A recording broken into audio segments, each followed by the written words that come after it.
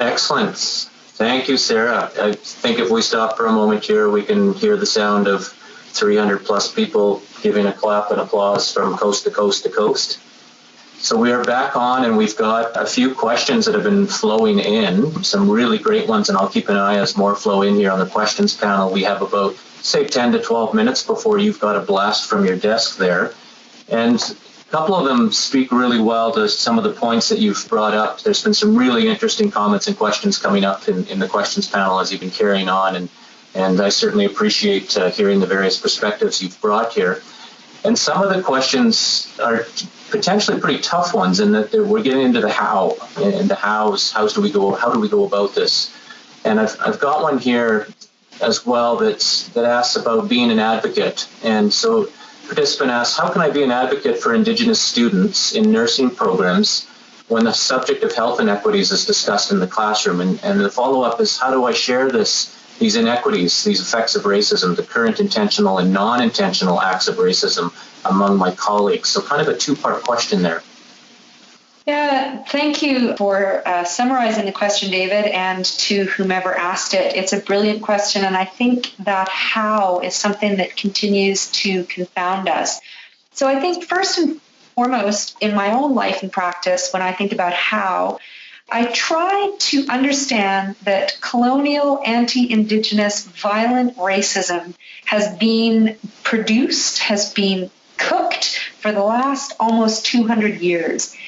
It would be, I think, incredibly egotistical of me to think that I may be able to solve it even within my lifetime. I think I have to dedicate a life to working toward it, but I can't claim any sort of perfect answer to undertaking it and completing it. So part of the answer to the how is simply to realize that this is an extended conversation that has to happen, and we need to, in some ways, enter it with baby steps.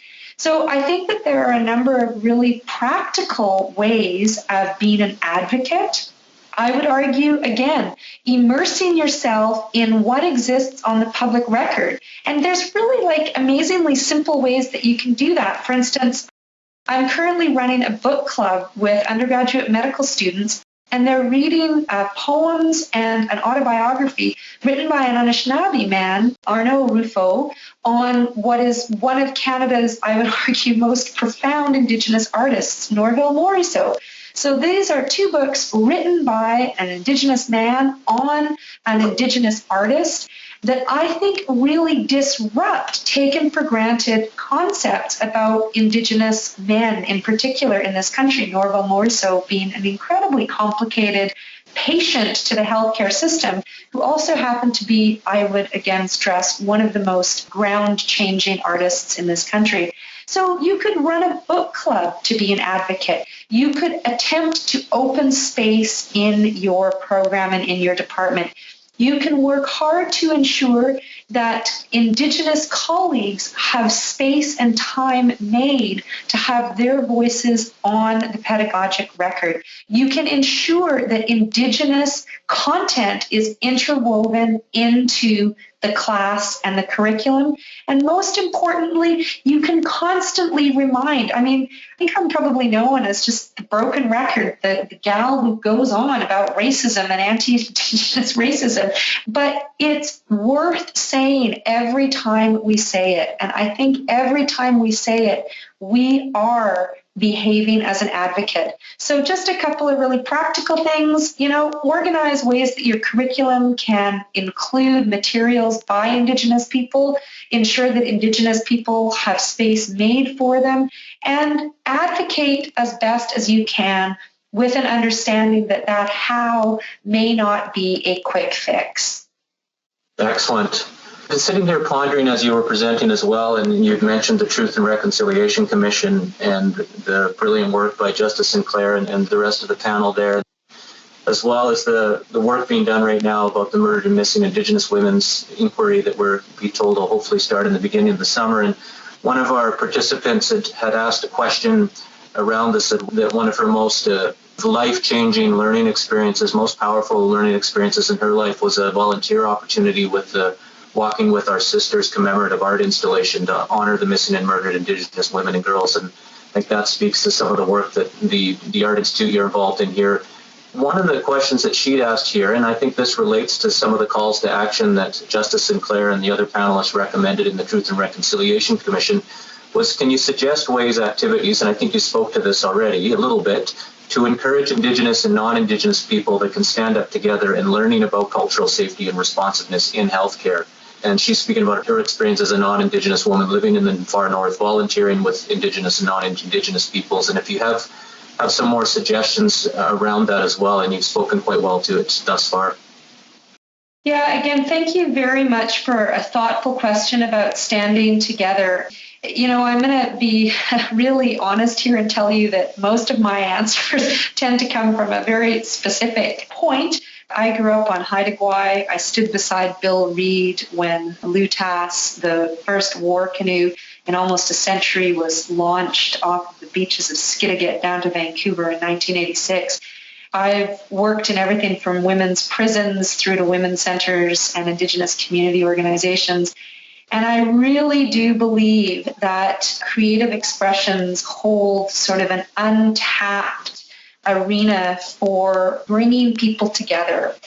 And I say this because I think, particularly as white settler colonial subjects, there's a lot of anxiety about our positionality. We feel nervous, we feel guilty. Sometimes we can behave badly in those environments.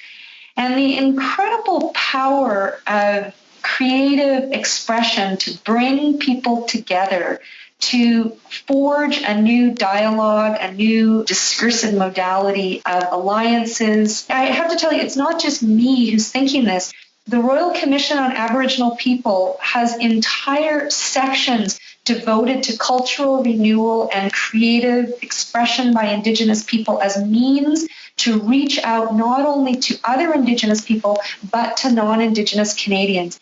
I know I'm sounding a bit like a broken wheel, and I wish I could offer you, even more robust examples of ways to integrate anti-Indigenous, racist combating strategies and cultural safety strategies into medical and health curriculum or medical and health practices and clinical care. But I really think if you've got a group of folks in a tiny little community like Fort St. James, Nakasley, and you've got one or two people who, for instance, through a local community center, organize video nights twice a year, along with a book club and an online experience of an art gallery, of an art exhibit featuring Indigenous artists. And you use that as the catalyst for conversing about colonialism. I would argue it really produces a safe environment where people don't necessarily feel like they need to go to that defensive place of shutting down. For goodness sake, you are, by engaging in cultural and creative expression, you are being given the gift of witnessing some of the most incredible strength-filled expressions of Indigenous people. You are in the presence of profound and life-altering beauty and power when you engage in what Indigenous people have generously put on the public record. And I would say that starting from that point is an incredible way to stand together and to consider things like cultural safety. Yeah, absolutely. Thanks for that. I got a bit of a chill when you were mentioning the launching of the Lutas. I remember it well. Yeah.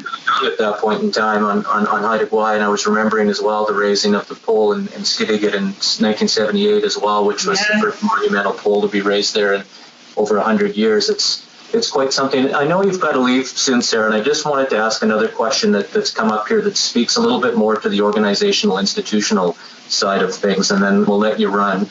It's around the mechanisms of systemic and organizational accountability. And I think most likely in your experience, similar to my experience in various institutions, including academia, that we run into these issues of systemic racism, and some folks hide from it, some not so much.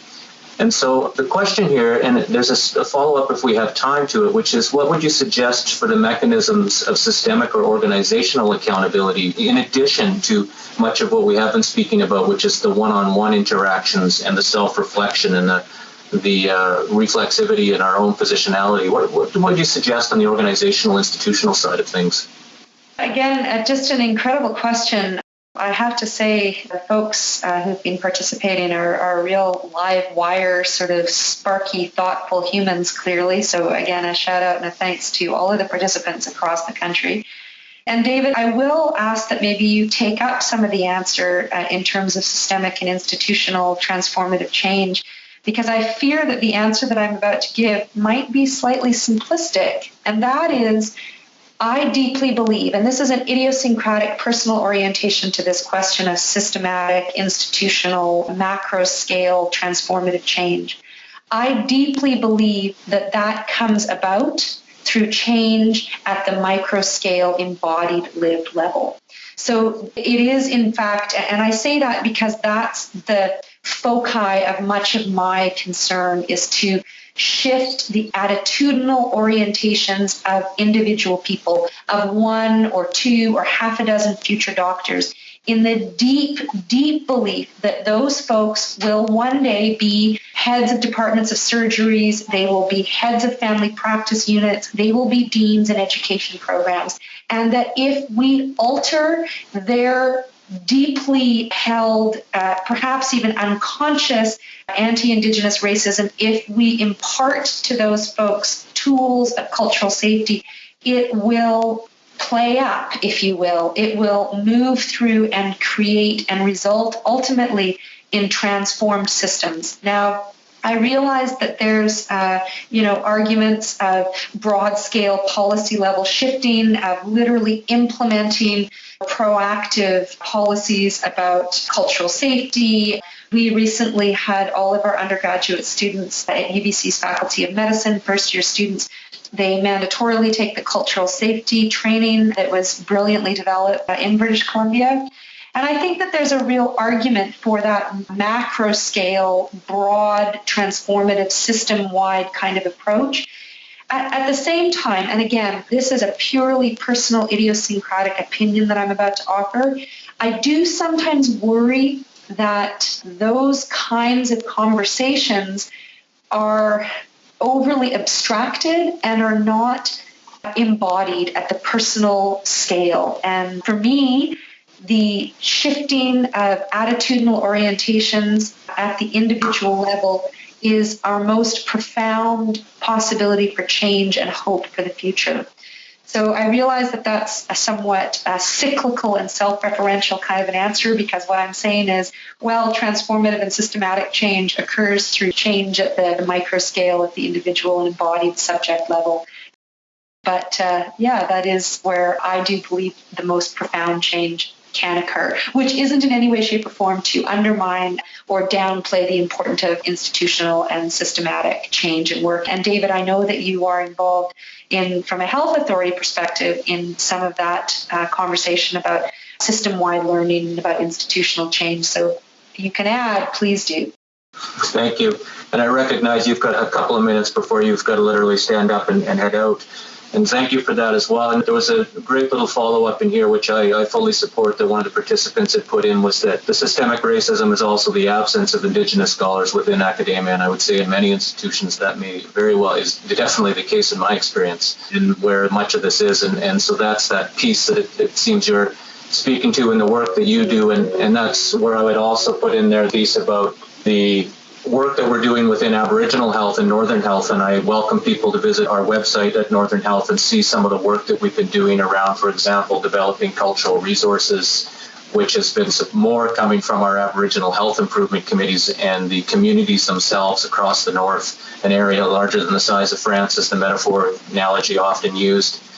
And those are the voices from the communities coming up and saying, this is how we envision cultural safety and the work being done in our communities and in our healthcare systems and in our institutions, which is really powerful to be involved in and watching and supporting and facilitating whenever possible. So with that being said, I see that we're up to the 11:29 mark here, and we've got folks dropping off here. You've got to run, Sarah. We absolutely thank you, and I'm sure there will be quite a bit of follow-up. I see people asking for email addresses, which we will send out in a follow-up email with the evaluation and also folks asking about the PowerPoints and the resources, and those will all be available along with the recording of this webinar once we do a soundproof on it, and there's a YouTube and SoundCloud place where that is put on.